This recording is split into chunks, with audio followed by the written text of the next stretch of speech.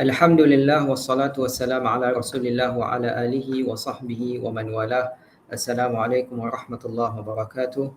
First of all, as usual, I hope all of you are doing well, keeping yourself safe and also sane at the same time.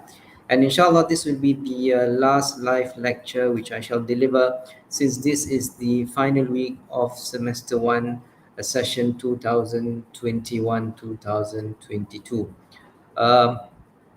Perhaps I should take this opportunity to apologize for all the shortcomings uh, throughout the semester. Yeah, I'm sure there are many, especially since we are still in the RTL mode, yeah, remote teaching and learning. There are hiccups here and there, and what I perhaps am most concerned with is that we are not able to have that face-to-face interaction, yeah, and also the experience of coming to class, which I feel is important actually in the universe. I mean, for a university student and also in a university setting.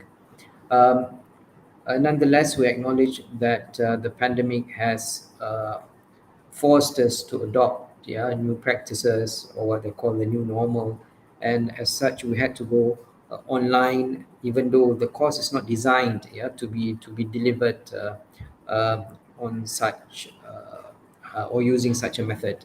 Having said that, um, I'm sure all of us, be they the lecturers or also students, they are trying their best, yeah, to ensure that this new normal does not disrupt as much as possible teaching and learning activities. Um, I reckon that this will be a very brief or short lecture, since um, we are just going to look at the issue of defects due to transmitters which contribute to the weakness of hadith. Yeah, because as we mentioned in as I mentioned in the live lecture last week, there are two main contributing factors to the weakness of hadith. Firstly, discontinuity, and secondly, defects due to transmitters. So we have gone through the issue of discontinuity, and we have also established that when it comes to discontinuity, there is a possibility, yeah, for such hadith, although it is weak, yeah, to be elevated to the status of acceptance. So, for example, if there are other chains which are similar in strength or stronger, that would enable the sanad, which is disconnected, to be elevated to the status of acceptance. And when it comes to defects due to transmitters, we have actually covered, yeah, a few of them when we went through al-musahhaf, mukharraf, yeah, muttarib, etc. Um, Such issues in relation to the matan of the hadith, yeah, would can also be attributed to the transmitter in that sense, yeah. Uh, Mostly it will fall under mukhalafat al-thiqat, which is basically uh, differing, yeah, from those who have higher authority, yeah. And this we have covered actually indirectly when we looked at those issues. Similarly, defects due to transmitters also, if a transmitter is found to be one who lied, yani if it is established that he lies in transmitting hadith, then the transmitter would be considered a wada', yeah, in the sense that he is a fabricator of hadith, and we have also looked at this issue of fabrication of hadith, yeah, specifically. So now we will go through perhaps, yeah, a few other defects due to the transmitters which contribute to the weakness of hadith. So let me share the slides with you.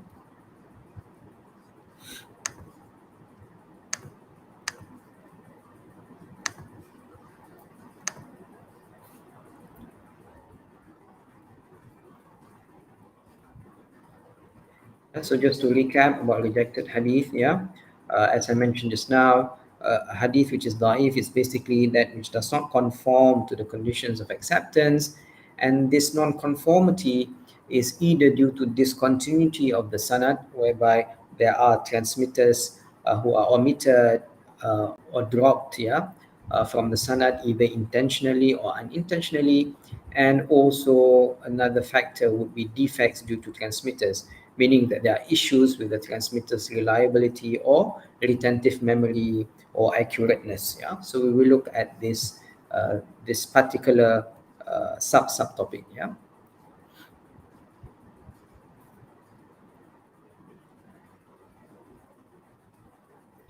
So defects due to transmitters can either be that which is related to the transmitter's reliability or trustworthiness. Yeah. So basically here, issues related to the adala, to the credibility, reliability, or trustworthiness or uprightness of the transmitter. Yeah. And in this case, the transmitter could be suspected of lying, yeah, or he or she is a fasiq, someone who indulges in sin, yeah, regularly in a sense, yeah, or due to ignorance or due to the transmitter being an innovator. So these are factors in relation to the transmitter's reliability, that which affects the reliability or the adala of the transmitter. And then we have also defects in relation to the dhabt, yeah, to the accurateness or retentive memory of the transmitters.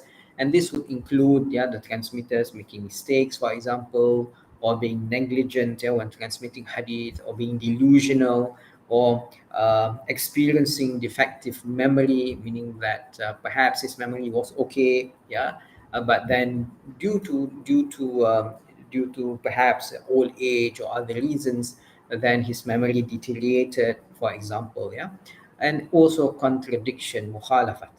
So these are the factors which affects the transmitter's accurateness or retentive memory. So bear in mind when we talk about defects due to transmitters, there are two aspects, yeah, that we should look at. Firstly, the reliability or the adala of the transmitter, and secondly, the dhabt or the accurateness or retentive memory of the transmitter. Al-matruk is basically that which in the sanad there is a transmitter who is accused or suspected of lying. Yeah. So this term matruk covers various, yeah, deficiencies in relation to the transmitter. Firstly, if the transmitter is accused or suspected of lying, meaning it is not established that he lied in transmitting hadith, but because it is found that he often lied, yeah, in conversations, yeah, perhaps in dealings with people. However, it has not been firmly established that he lied when transmitting hadith. But ikhtiyatan, but being cautious and being careful in this sense, yeah. So if a transmitter is accused or suspected of lying, and he is present in the sanad, this hadith will be known as hadith matruk. Similarly, if the transmitter commits many mistakes, yeah, commits many mistakes here in transmitting hadith, this would be related to the dhabt, to the accurateness of the transmitter, yeah, or if the transmitter is negligent or involved in sins continuously, is a facet, yeah. So negligence also is perhaps related to the dhabt, to the accurateness or retentive memory of the transmitter. But this issue of being a fasiq and being accused of lying is related to the adalah, to the credibility or reliability of the transmitter. Yeah. So as mentioned here, the reason of the accusation of lying is the fact that in conversations the transmitter is known to lie, though it has not been firmly established that he lied when transmitting hadith. This is as I just pointed out just now. So what is the status of such hadith? Yeah. Hadith matruk basically is the worst type of weak hadith, of hadith da'if, after hadith mawdu. So after hadith mawdu comes hadith matruk, yeah, according to Ibn Hajar al-Asqalani, and such hadith cannot be elevated to the status of hasan li ghayrihi. Yeah. So if there is in the sanad someone who is suspected of lying, someone who commits many mistakes, and the person is very negligent in transmitting hadith, yeah, and also if the transmitter is a fasiq, yeah, someone who is known to indulge in sin, then the hadith would be categorized as matruk, and it cannot be elevated to the status of acceptance. Yeah. And according to Ibn Hajar al-Asqalani, this is the worst type of weak hadith after hadith mawdu. Then we have al-majhul, yeah, that which is transmitter's identity or character is unknown, yeah, and there are two types of majhul, yeah, majhul al-ain, in which a transmitter is mentioned in the chain of transmitters, meaning that he is mentioned in the sanad, and no one transmits from except one, yani, um, no one transmits from this transmitter except one person. So if we would describe, yeah, the transmitter as a sheikh, he has only one student, yeah, meaning only one person transmits from him. And then we have also the case of majhul al-hal, yeah, or known also as al-mastur, meaning that there are two or more, yeah, students who transmit, yeah, hadith from the sheikh. However, this sheikh's reliability or accurateness is unknown. Yeah. So in this case, it's majhul al-hal, meaning the hal or the ahwal or the conditions of the transmitter, despite, yeah, there being more than one transmitter transmitting from the sheikh or from the transmitter concerned. However, because there is no information regarding the reliability or the credibility of the transmitter, this is known as majhul al-hal. Yeah. So generally, such hadith are not accepted, except if it is transmitted to another sanad, which is stronger or better. Then only it can be elevated to the status of hasan li ghayrihi. Yeah. So in the case that there are stronger sanads, then only the hadith can be elevated to the status of acceptance. We also have what is known as al-mubham, yeah, in which the transmitter's name is not mentioned in the sanad or even in the matan. Yeah. So if it occurs in the matan, it does not affect the authenticity of the hadith.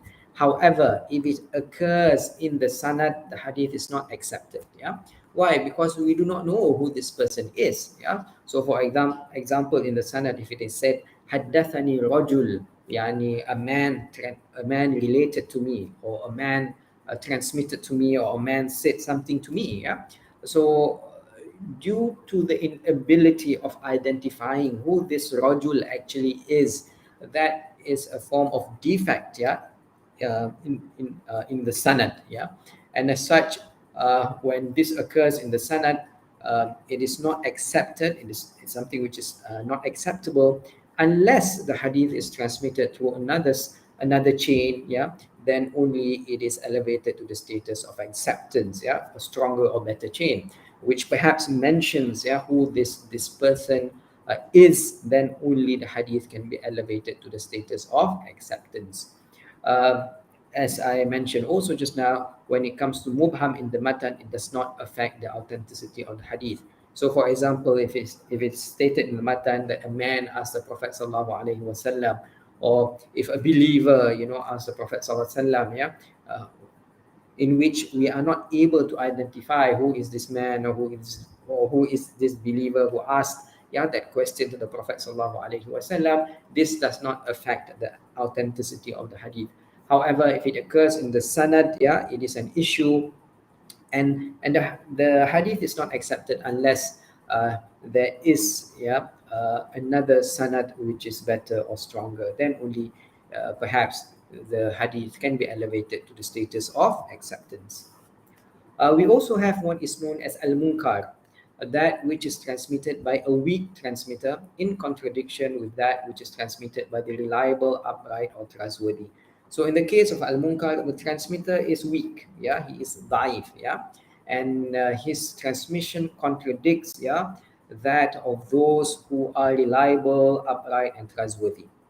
So it can also be described as that which in the sanad there is a transmitter whose mistake is severe or very negligent, forgetful, or apparently is a fasiq. Yeah. So under this category of hadith munkar, it could either be what do you call it? A transmitter who is weak, yeah, and he contradicts, or his transmission contradicts that which is transmitted by those who are reliable, upright, or trustworthy, or in the case in which there is a transmitter whose mistake is severe, or he is known, or the transmitter is known to be negligent, forgetful, or apparently is a fasiq. So what is the status of such hadith? So hadith munkar comes after, in terms of severity, comes after hadith matruk. So we have mawdu', matruk, and also munkar. Yeah. So if it is weak due to the weak, and the weakness is due to the transmitters being weak, in the sense that the transmitter commits very severe mistakes, or that the transmitter is very negligent or forgetful. In this case, this is related to the retentive memory or accurateness of the transmitter. Or if he is apparently, or seemingly, a person who is a fasiq. Or this weakness could also be attributed to the isolation here, meaning that the transmission contradicts the transmission of those who are reliable and upright. And then we have what is known as ashadh.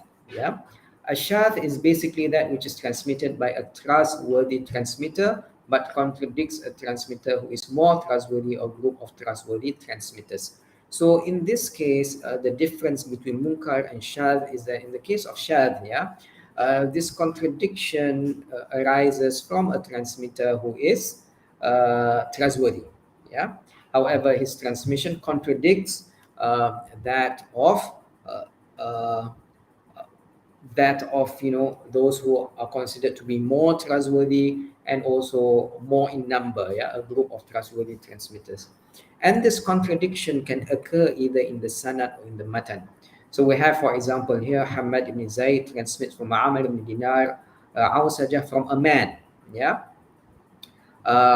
Sorry, it should be Hamad ibn Zayd from Amr ibn Dinar from Awsajah from a man. There's a missing arrow there. We find in Tirmidhi and Ibn Majah from Sufyan ibn Uyaynah instead of Hamad ibn Zayd, from Amr ibn Dinar, from Awsajah, from Ibn Abbas. So here there is an issue, a man here, so this is the case of Mubham as well, in which we cannot identify who this man is, because it is only mentioned a man.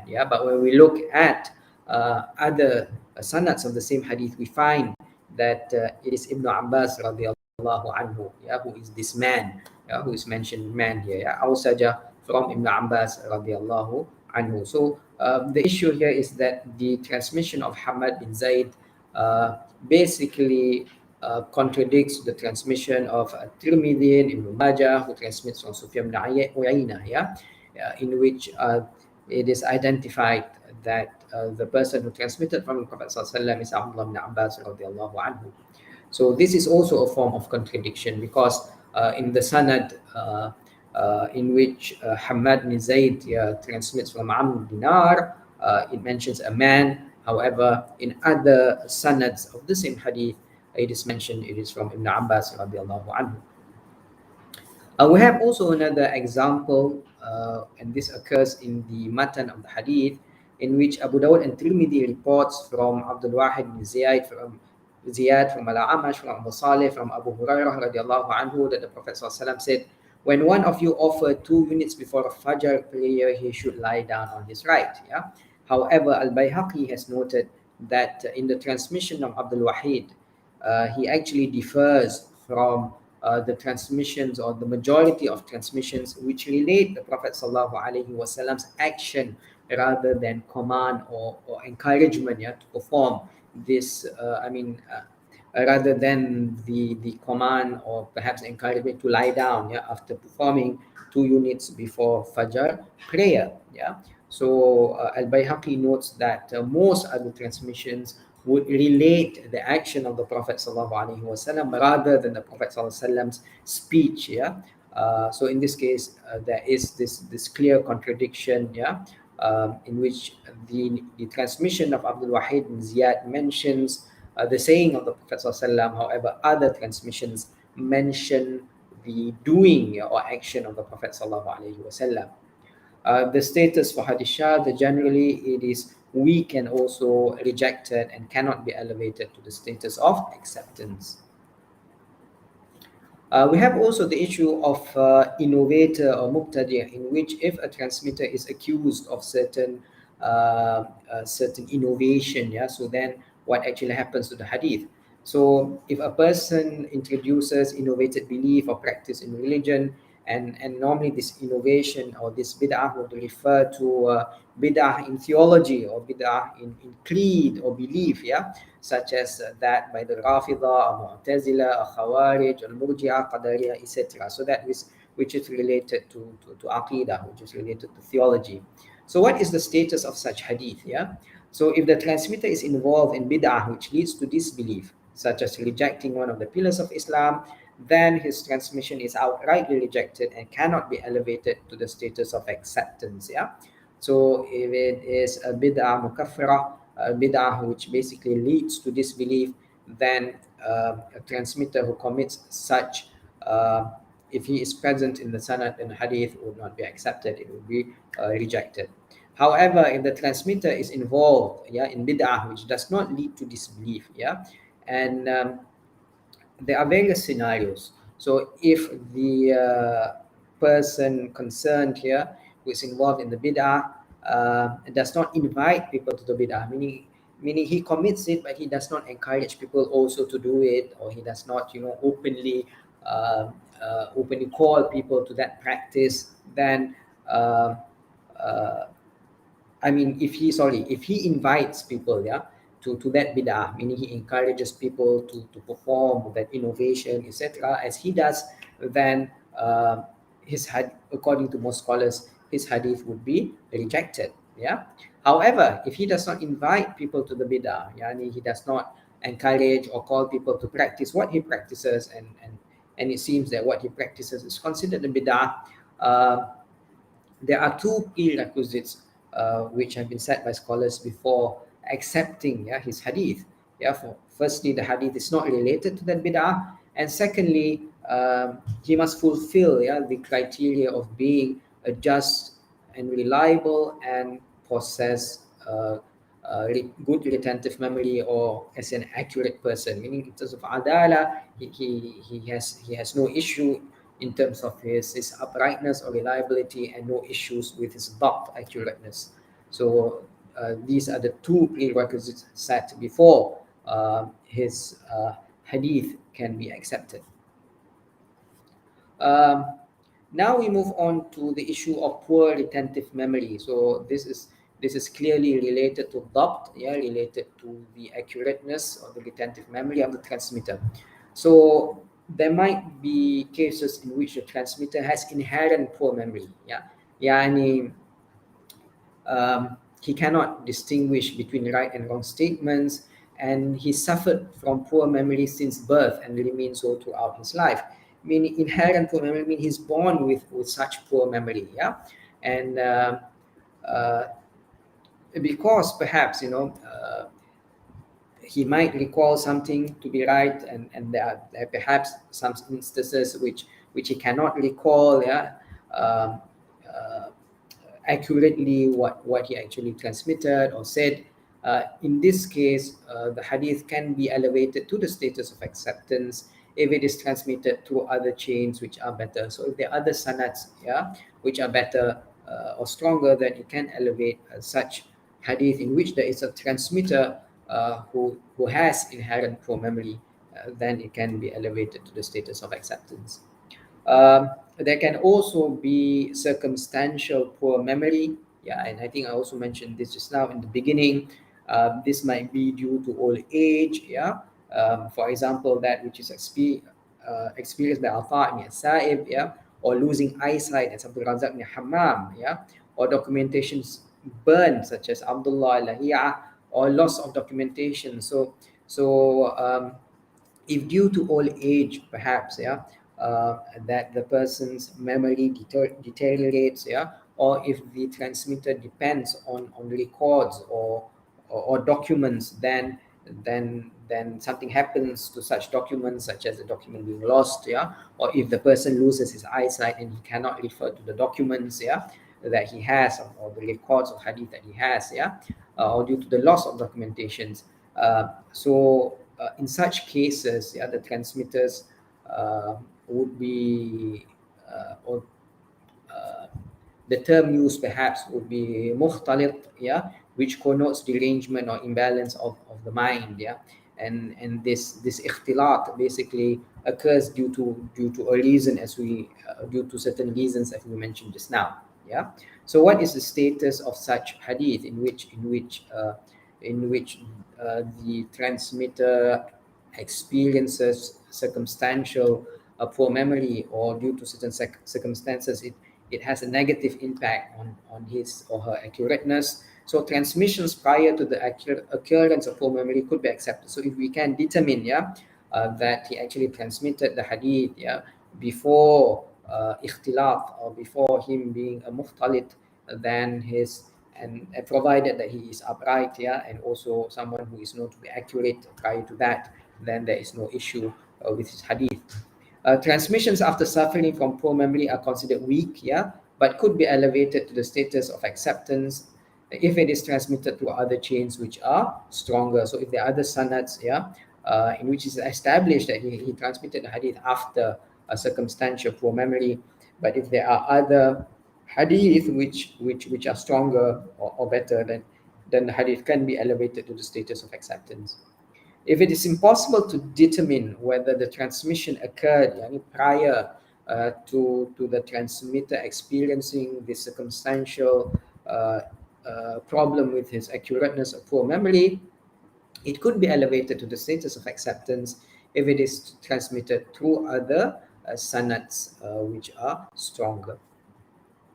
And then we have al-ma'lul, that which under scrutiny has defects disparaging its soundness, while apparently seems to be sound. So on the surface, the hadith seems to be sound, meaning that there are no issues with the hadith. However, after what do you call it?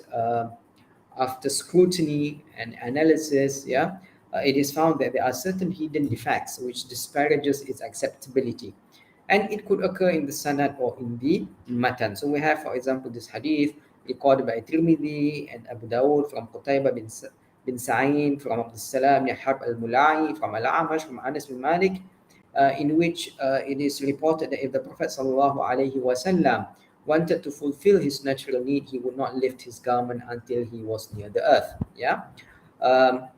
So the sanad appears to be authentic, as all the transmitters are reliable, and there seems to be no discontinuity.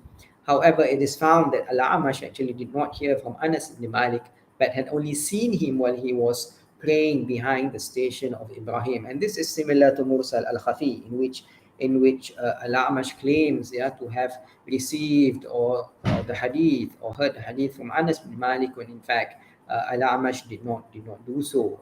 He did not receive this particular hadith from Anas ibn Malik. So this can also be categorized as Mursal al-Khafi in a sense. But had only seen him while he was praying behind the station of Ibrahim.